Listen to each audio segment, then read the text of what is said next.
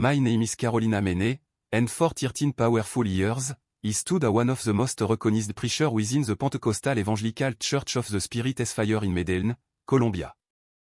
He was 42 when my world, I knew it, shattered forever.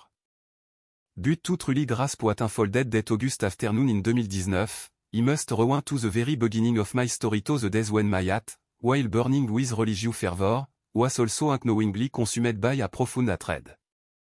He grew up in the Buenos Aires neighborhood, enveloped by a traditional Catholic family, typical of Antioquia. My maternal grandmother kept a revered altar dedicated to the Virgin del Carmen in her living room.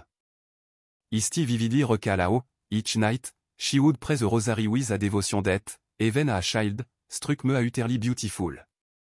My mother, while also devout, was perhaps less overtly practicing than my grandmother. Saint Déméant attending Mass at the Metropolitan Basilica, where he revelled in the rich aroma of incense, the solemn chant, the ancient liturgy. This comforting rhythm defined my early life, until everything irrevocably shifted when he turned 29, plunging me into the darkest crisis of my life.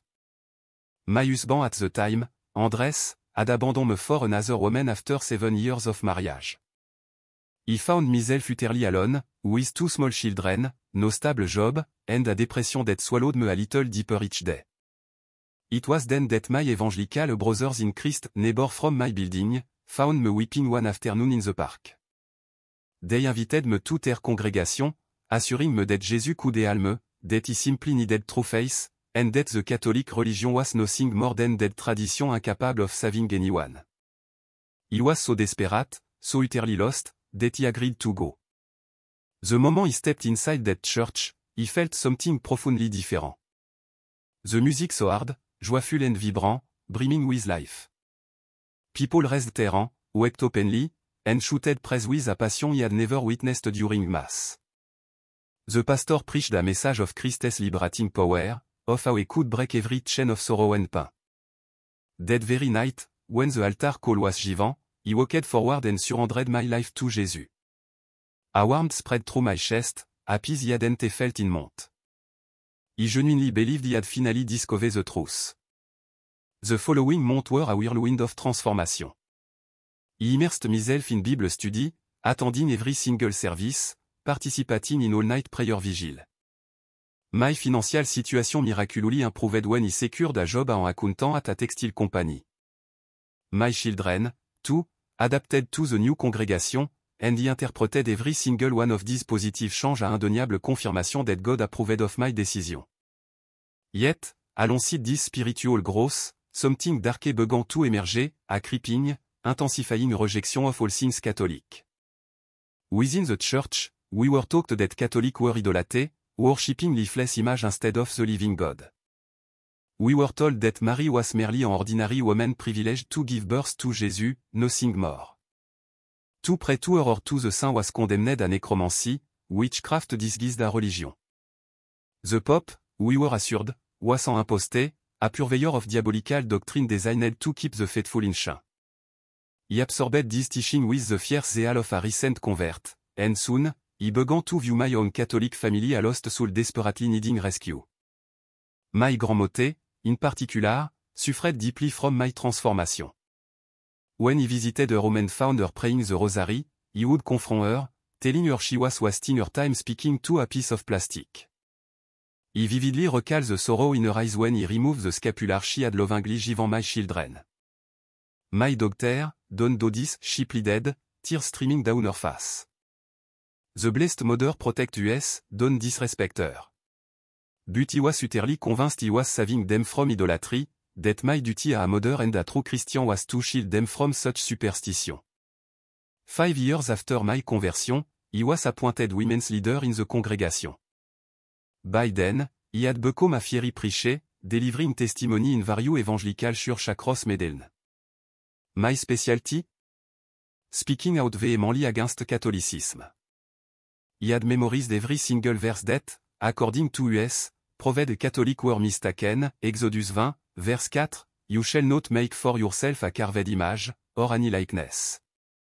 Deutéronomie 18, verse 11, prohibiting consulting the dead. 1 Timothy 2:5, For there is one God and one mediator between God and mankind, the man Christ Jesus. To me, these verse were powerful bulle, which he feared against the Catholic faith without mercy or deep reflection. He organized specific prayer vigil, explicitly aimed at liberating Colombia from what we perceived as a Catholic yoke.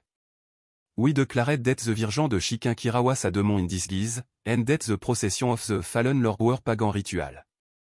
He led this prayer with an intensity that he now recognizes a pure fanaticism. My children, now teenager, began to show sign of embarrassment. My eldest son, Sebastian, once confronted me directly, Mom, Grandma isn't a witch, she's a good woman who loves God. Why do you treat her so badly? His words stung, but they didn't prompt reflection. He was convinced he was being used by Satan to weaken my resolve. Our head pastor, a charismatic man named Samuel Roras, constantly fueled our rejection of Catholic.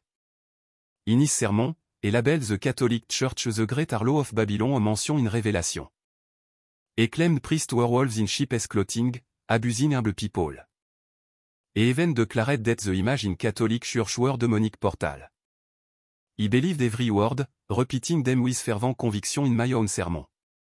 My moment of greatest pride arrived when Pastor Roras chose me to spearhead an evangelistic campaign in the Heart of Medellin during August of 2019. The plan was audacious, we would position ourselves near the Basilica de la Candelaria, a site of deep devotion to the Virgin Mary, and preach there for several days. He was ecstatic. He felt that he would finally have the chance to reveal to those blind Catholics the truth of the pure gospel, untainted by the corruption of Rome. On the first day of the campaign, our team of 20 arrived, equipped with two massive amplifiers and banners proclaiming, Only Jesus saves, and there is no other name under heaven. We set up directly in the Plaza de la Candelaria, right in front of the Basilica. It was a Tuesday afternoon, bustling with passersby. We began with vibrant praise song, and then he seized the microphone, ready to preach. Brothers and sisters. He cried into the microphone. You have been deceived for centuries by a false religion that tell you to pray to Mary, to kneel before plastic statue, to confess your sin to a sinful man just like yourself. But the Bible clearly states there is only one mediator between God and humanity, and that is Jesus Christ. People paused, some with curiosity, others with obvious annoyance. A group of elderly ladies emerging from the basilica after the evening rosary approached. One of them, an older woman with white hair and a gentle face, spoke to me respectfully, Doctor, we love Jesus too. The Virgin Mary led us to him, she doesn't separate us. He looked at her with contempt and retorted, Madam, you do not know the Bible. Mary cannot lead you to anyone because she is dead. The dead do not hear, they do not intercede. You are speaking to the air, or worse, to demons posing a her. The woman made the sign of the cross and continued on her way, tears welling in her eyes. He felt a surge of triumph. He continued preaching with even greater intensity, attacking every Catholic practice he knew. The Mass was a powerless ritual, confession a médiéval invention, the papacy a historical scam. My team cheered, Amen, after each phrase, and he felt anointed, powerful, an instrument of God unmasking deception. By the third day of the campaign, we decided to be even more direct. We prepared a theatrical representation depicting a person kneeling before a statue of the Virgin Mary, begging for help, while demons mocked them from around, implying the person was unknowingly worshipping Satan. He was to play the role of the true Christian who would rescue this person from deception. We erected a small stage in the plaza, and to make it more realistic, one of the brothers brought a statue of the Virgin Mary he had purchased from a religious store. It was made of plastic, approximately 60 cm tall, depicting the Virgin with enjoined in prayer, draped in a blue mantle and white tunic, her face serene, eyes painted looking slightly downward in an attitude of humility. We placed the statue on a table draped with black cloth, surrounded by a candle and broken rosary we had collected in previous weeks from other evangelical converts. When the performance began, a considerable crowd had gathered. Many Catholics watched with indignation, but also a morbid curiosity. The brother playing the deceived Catholic knelt before the statue and began to recite a sorrowful Ave Maria.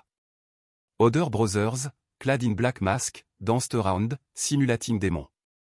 The scene was grotesque, designed specifically to humiliate the Catholic faith.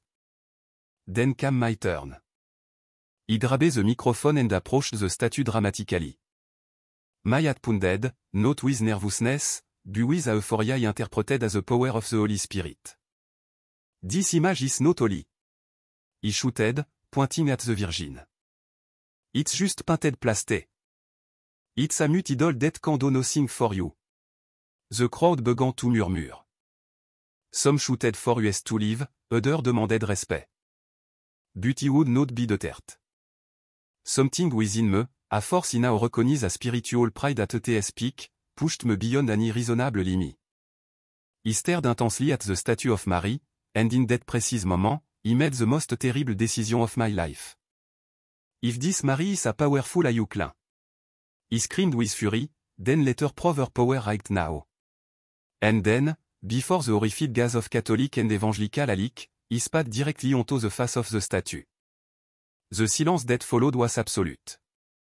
Even my own evangelical companion stood petrified. He felt a confusing mix of triumph and terror, as if he had crossed an invisible, yet profoundly real, line. He wiped the spittle from the statue with my hand and continued my diatribe. See? Nothing happened, because it's nothing more than plastic. It has no power, no life, it is not worthy of respect or adoration. My voice trembled, but he pressed on. Mary was a good woman, but she was not a goddess, she was not the queen of heaven, she was nothing more than a young God used to bring a son into the world. In that exact moment, something happened that altered my life forever. A woman in the crowd screamed, "Look at the statue." Everyone's eyes swiveled towards the image of Mary on the table. And what he saw sent a chill through my very veins. The statue's eyes, which had been painted looking downward, were now wide open, gazing directly at me. It wasn't an optical illusion, it wasn't my imagination, it wasn't a trick of the sunlight. The plastic eyes had shifted position, and they made me with an expression that blended infinite sorrow with profound maternal love. He dropped the microphone. It hit the ground with a directude, amplified by the speaker. My leg turned to jelly, and he collapsed to my knees. He couldn't tear my gaze away from those eyes that now held me captive. Behind me, he heard screams, some of terror, others of praise, some of utter confusion. It's a miracle. The Virgin is alive. My God, my God. Voices merged into a chaotic chorus. One of my evangelical companions shouted that it was witchcraft, that Catholic had orchestrated this, that it was a trick. But he knew, in the deepest part of my being, that what he was witnessing was terrifyingly real. The most absolute terror he had ever experienced consumed me. It wasn't the terror of facing something evil, but the terror of understanding that he had blasphemed against someone who was real, who was alive, who could see my heart fire with hatred and arrogance. People began to surge towards the statue. An elderly Catholic woman fell to her knees, weeping, and began to pray an Ave Maria in a trembling voice. Others followed suit. Within minutes, at least 30 people were kneeling around the statue, praying, crying, some taking photos with their cell phone. My evangelical team was fractured. Some wanted to flee, others insisted it was a trap from the devil, others simply stood in shock.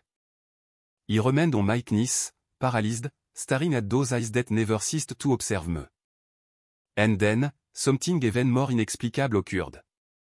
A tear began to slide down the right cheek of the statue. A real, liquid tear, slowly tracing a path down the painted plastic until it dropped onto the table. The shout intensified. She's crying. The Virgin, she's crying. More people rushed toward us from different parts of the plaza. He tried to stand, but he couldn't. It felt as if an invisible weight held me pinned to my knees. My mind was a whirlwind of contradictory thoughts. Everything he had believed for 13 years was crumbling before my eyes.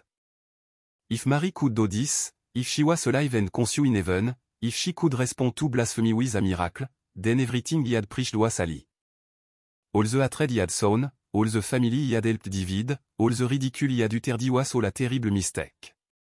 Father Miguel Angel, a priest who had emerged from the basilica after hearing the commotion, approached cautiously. He was a man in his 60s, short in stature, but with a presence that commanded respect. He looked at the statue, then at me. Or eyes me, and instead of the condemnation he expected, he found compassion. Doctor, he said in a soft, yet firm voice, what have you done? He couldn't answer. Tears began to pour from my eyes as if Adam had burst within me. Forgive me, was all he could manage. Forgive me, forgive me, forgive me. He repeated it over and over, unsure if he was asking forgiveness from the priest, the Virgin Mary, God, or all the Catholic people he had offended for years. Father Miguel Angel placed his hand on my head and began to pray in a low voice. He didn't understand all the word, but he felt a profound peace. A peace different from the one he had experienced during my evangelical conversion, deeper, more serene, more real. The police arrived minutes later due to the gathering crowd. They took photo of the statue, recorded testimony from witness. An officer asked me exactly what had happened, and he recounted everything, omitting nothing of my blasphemy, offering no justification. He jotted it all down in his notebook, his expression incredulo. Several local news crews also arrived. Cameramen filmed the statue from every angle while reporter interviewed those present. My evangelical team finally decided to leave. Pastor Horace, who had arrived after the whole event was over, ordered me to join them. This is a trap from the devil, Carolina, he barked, his voice harsh. Get up and let's go now. But he couldn't move. He shook my head. It's not the devil, Pastor. It's real. He saw it. He felt it. He glared at me with fury and disappointment. Then you are lost, he declared, and walked away with the other, leaving me there alone. Father Miguel Angel offered to take me to the basilica's rectory. He accepted, unsure of what else to do. My leg barely supported me when he finally managed to stand. We walked in silence to the building adjacent to the church. He led me to a small office and offered me water. Drink, sit down, and breathe, he said keenly. He drank the water with trembling hands. Father, what just happened? He asked when he could speak with some coherence. He sat opposite me and sighed. He don't know for certain, doctor. He have been a priest for 35 years and have never witnessed anything like this. There will be an investigation, people from the Curia, experts, will come. But what he can tell you is that God has given you a very clear sign. He paused. The question is, what will you do with it? He spent the next 3 hours in that office speaking with Father Miguel Angel. He told him my entire story, from my Catholic childhood to my evangelical conversion, my work as a preacher, my hatred of the Catholic Church, everything. He listened without interruption, without judgment, only nodding occasionally. When he finished, he said, Carolina, what you did was terrible, but the fact that the Blessed Virgin responded with a miracle instead of punishment demonstrates her maternal love. She is calling you, doctor. She is inviting you to discover the truth you have rejected. But, Father, he offended her in the worst possible way. He spat on her image, he insulted her, he publicly mocked her. How can she love me after that? My voice broke, I spoke. He smiled tenderly. And didn't we all do something similar to her son? Our son held Christ to the cross, and yet he died for us, saying, Father, forgive them, for they know not what they do. Mary is a mother, and a mother always forgive. She always seeks the best for her children, even for those who reject her. That night, sleep eluded me. He arrived at my apartment past midnight to find over 50 messages on my phone. Some of my evangelical brethren called me a traitor, others begged me to come to my senses. Others simply asked what had really happened. There were also messages from unknown number, from Catholic who had somehow gotten my contact, writing to tell me they were praying for me, that the Virgin loved me, that he should come home. My son Sébastien, now 23, called me, worried. He told him everything. There was a long silence on the other end of the line. Mom, he finally said, he stopped going to the evangelical church 2 years ago because he couldn't stand the hatred they preached against grandma and against Catholic. But he was afraid to tell you. If this is real, if what you say really happened, maybe it's time you reconsider everything. His words were a powerful confirmation of what I had already knew. The following days were a psychological storm. The image of the miracle had gone viral on social media. Some declared it real, others a hoax, still others the work of the devil. The Catholic Church launched an official investigation. Experts examined the statue, searching for hidden mechanisms, technological trick, any natural explanation. They found nothing. The statue was precisely what it appeared to be, plaster, paint, nothing more. And yet, dozens of witnesses had seen and filmed the open eyes and the tear. He was in the eye of a media hurricane. Journalists knocked on my door. My evangelical church publicly excommunicated me. My former colleague attacked me on social media, calling me a false prophet and an agent of the Antichrist. But he also received unexpected support. Catholics from all over Colombia wrote to me, sharing their own conversion stories, their experience with the Virgin Mary, offering resources to learn about the Catholic faith. A week after the incident, Father Miguel Angel called me, Carolina, there's someone who want to meet you. It's the auxiliary bishop of Medellin.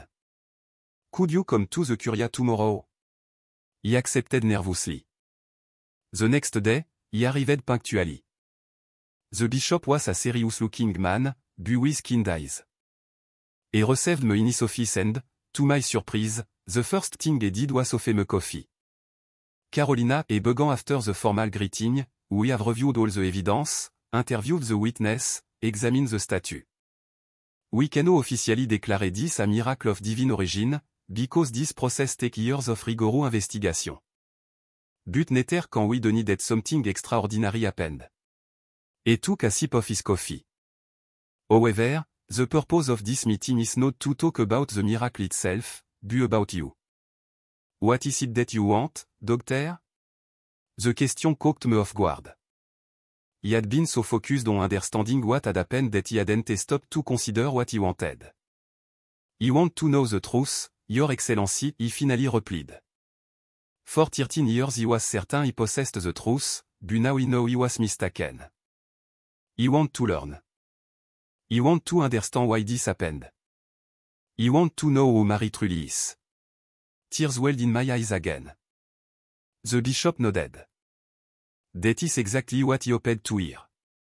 He have spoken with Father Miguel Angel, and he has agreed to be your spiritual guide in this process.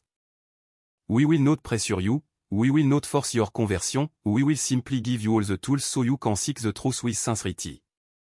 Does that sound good to you? He nodded, too shocked with emotion to speak. And so began my journey back to the Catholic Church. Father Miguel Angel became my teacher, my confessor, my friend. We met 3 times a week to study the Bible, but this time from a Catholic perspective. He showed me how the very verse he had used to attack Catholicism, when seen in their full context and with correct interpretation, actually supported Catholic doctrine. We studied the role of Mary in Scripture. He discovered that she was not merely a whom God used, I had blasphemously declared. She was the new Eve, the mother of all living in Christ, the first disciple, the queen mother of the King of Kings. We studied the wedding at Cana, and how Mary interceded with Jesus. Do whatever I tell you were her word. She led us to Christ, not away from him. He understood that to honor the mother was not to dishonor the son, but it's the opposite. He learned about the communion of saints, how this does not separate believer but unite them in Christ. Mary and the saints are not dead in the sense of non-exist, but alive in God's presence, interceding for us.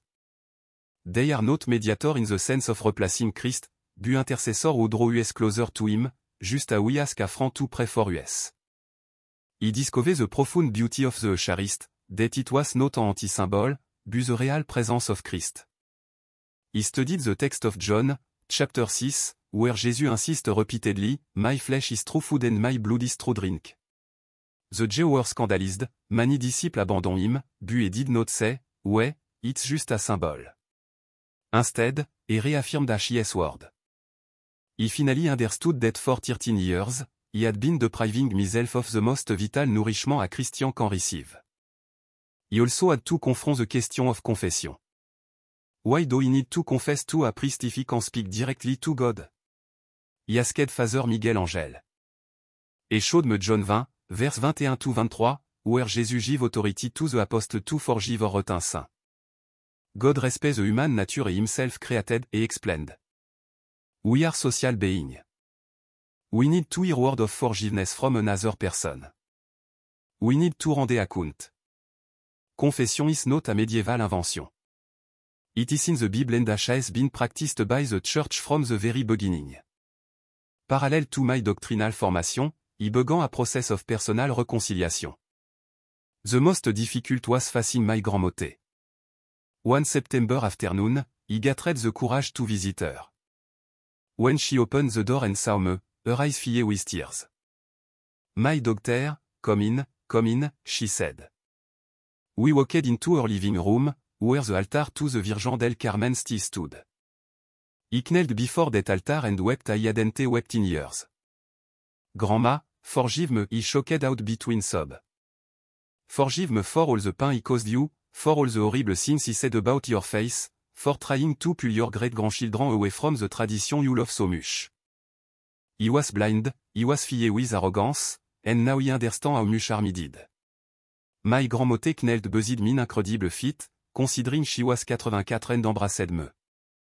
It's already forgiven, my child. It's already forgiven. The Blessed Mother brought you back home, that is all that matters. My conversion process took 8 months. Father Miguel Angel insisted that he not rush, that it take all the time necessary to be certain of my decision, but he knew my heart was already made up. He studied the entire catechism of the Catholic Church. He read the Church Fathers, especially Saint Augustine and Ignatius of Antioch. He grasped the true history of Christianity, and how the Catholic Church could trace its lineage directly back to the Apostle. He also had to make peace with my evangelical past. Not everything had been bad. There, he had genuinely come to know Jesus Christ, learned to love the Bible, and developed a personal prayer life. The error wasn't what we had affirmed about Christ, but what we had done about his church. Father Miguel Angel helped me understand that he didn't have to renounce the love for Jesus he had discovered en evangelical, but that now he could deepen it in the fullness of the Catholic faith. My confession was one of the most liberating and painful moments of my life. He confessed 13 years of spiritual arrogance, of judgment against sincere Catholic, of word that had hurt, of family he had helped divide. He confessed specifically my blasphemy against the Virgin Mary. Father Miguel Angel listened to me patiently, and when he finished, he said, Carolina, the very fact that you are here confessing all this with sincerity demonstrates that God has already forgiven you. But it is important that you hear the word of absolution because your soul needs to heal. And then, he pronounced those beautiful words, he absolve you from your sin in the name of the Father, and of the Son, and of the Holy Spirit. He felt as if a 200 kg weight lifted from my shoulder. My first Holy Communion en adult Catholic was scheduled for the Solemnity of the Immaculate Conception on December 8, 2019. The Mass would be held in the Basilica de la Candelaria, the very place where he had blasphemed Mont earlier. Father Miguel Angel suggested it an act of public reparation, and he wholeheartedly agreed. He needed the people who had seen me offend Mary to also see me honor her and receive her as my mother. The days leading up to my first communion were spent in spiritual retreat at a convent of the Sisters of Charity. They welcomed me with incredible maternal love. The Mother Superior, a wise woman named Sister Teresa, helped me prepare my heart to receive Jesus in the Eucharist. You are going to receive the same Christ whom Mary carried in her womb, she would tell me. You are going to be like her, a bearer of God. It is the greatest privilege a human being can have. During those retreat days, he had time to reflect deeply on everything he had experienced. He thought about the 13 years he had spent preaching against Catholicism with such fervor. I wondered how many people had stopped venerating Mary because of my word, how many Catholics had doubted their faith because of my attack, how many family had been divided by doctrine he had sown with zeal, but without wisdom. The weight of that responsibility was immense. But he also understood something vital. God had allowed this entire journey for a reason. Now, he knew evangelical thought from the inside, he understood their doubt, their objection, their biblical interpretation. He could engage in dialogue with them from a place of genuine respect and knowledge. Perhaps God was calling me to be a bridge, to help other sincere evangelical discover the reach of the Catholic faith without losing their love for Christ. The night before my first communion, I barely slept. It wasn't a nervousness, it was pure anticipation. I was about to receive Jesus in a way he had never experienced. In my evangelical time, we had Holy Communion, but we saw it only as a symbolic memorial. Now he understood that he was going to receive the body, blood, soul, and divinity of Christ under the appearance of bread and wine. It was something so profound that my mind could barely comprehend it. The day finally arrived. It was a sunny morning, typical of December in Medellin. He dressed completely in white, as traditional for those receiving first communion, regardless of age. My grandmother wept when she saw me. Just like when you made your first communion a little girl, she said, her voice shocked with emotion. I barely remembered that first communion at age 7, it had been an anti-ritual for me then. But this was different. This was a conscious, mature, profound decision. The Basilica de la Candelaria was packed, not only because of the solemnity of the debut because my story had spread widely. There were Catholics who came to give thanks for my conversion, evangelical who came out of curiosity or to try to understand what had happened, journalists wanting to cover the event, and simple spectators drawn by the controversy. Father Miguel Angel had prepared the parish community to receive me with love and not with judgment, and they did. I entered the basilica in procession, walking down the central aisle with a candle in my hand, he saw face smiling at me with tenderness. He saw my grandmother in the front row, weeping with joy, my two son seated beside, both deeply moved. Sebastian, my eldest son, had also decided to return to Catholicism. My younger son, David, 19, was still processing everything, but had promised to give the Catholic faith an open-minded chance. The Mass was beautiful. The auxiliary bishop himself presided, and in his homily, he spoke about God's mercy that transforms sinner into saint.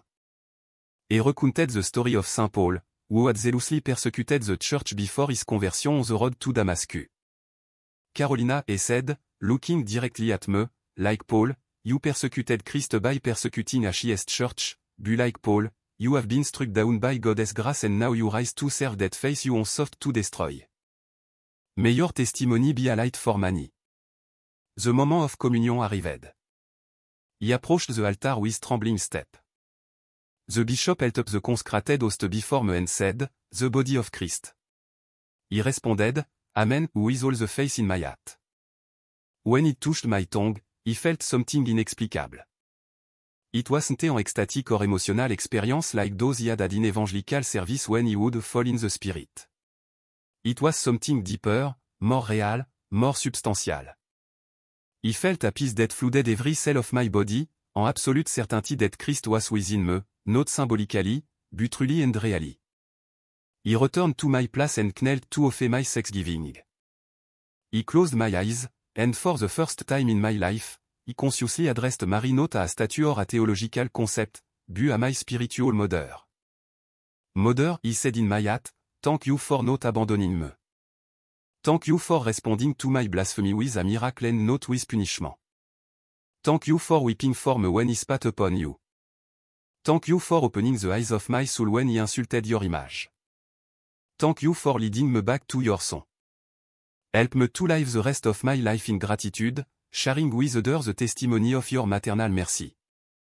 May my story be not one of condemnation for anyone, but of hope for all. May it serve to build bridge where there were once walls. To sow love where once sowed hatred. To bring unity where once sowed division. Pray for us, Holy Mother of God, that we may be worthy of reaching the promise of our Lord Jesus Christ. Amen. I felt a maternal presence a real life someone had placé a hand on my shoulder. After mass, there was a reception in the parish hall. Dozens of people approached to embrace me and welcome me. Some shared their own stories of conversion or return to the faith. An old man told me, Doctor, he left the church 20 years ago because of the criticism of evangelical like you, but your testimony made me reconsider. He went to confession last week after 2 decades. Thank you for your courage to admit you were wrong. His word moved me profoundly. A group of evangelical pastors also approached. They came with genuine curiosity, but also with a hint of challenge. One of them, a man in his 50s, asked me directly, Carolina, how can you be sure what you saw was from God and not from the devil?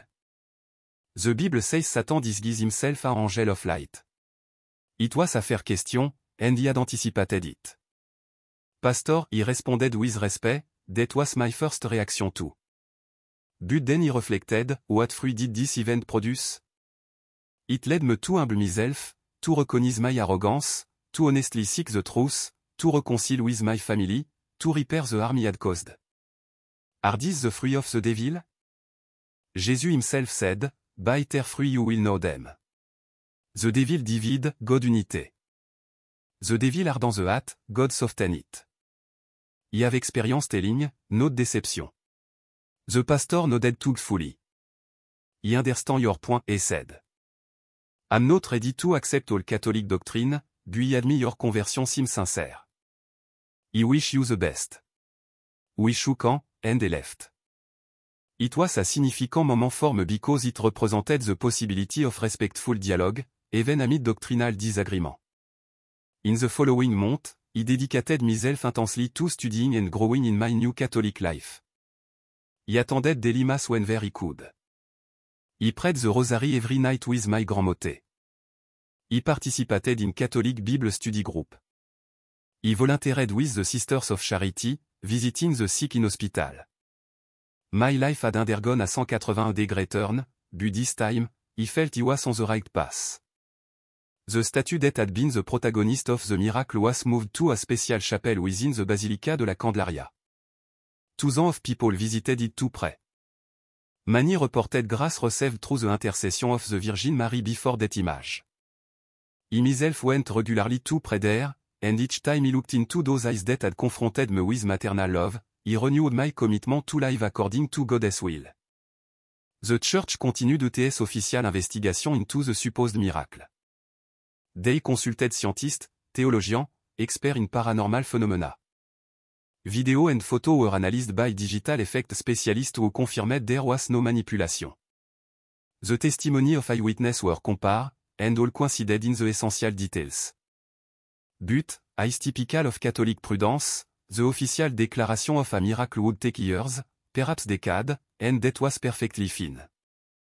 My faith no longer depended on official recognition, but on the personal experience that had transformed my life. 6 months after my conversion, Father Miguel Angel proposed something unexpected. Carolina, have you thought about sharing your testimony publicly? He had mixed feeling about it. On one hand, he wanted others to know what God had done in my life. On the other, he feared being seen as an opportunist seeking attention or a traitor by the evangelical community. He understand your doubt, the father said, but think of how many Catholics are being pressured by evangelical family members to abandon their faith. Think of how many lukewarm Catholics could be reanimated in their faith upon hearing your story. Think even of sincere evangelical who have doubt before investigating Catholicism for fear of rejection. Your testimony could be a seed of grace for many. His word convinced me. I began to give my testimony in parish, in youth group, in Catholic charismatic renewal gathering. He also accepted some interview in Catholic media. He always tried to be respectful of my evangelical past, acknowledging the good he had received there, but also pointing out the doctrinal error he had embraced. My objective was not to attack evangelical, but to invite dialogue and to show that the fullness of the Christian faith is found within the Catholic Church, a place where, by the grace of God and the intercession of a mother as tears, he finally found my way home.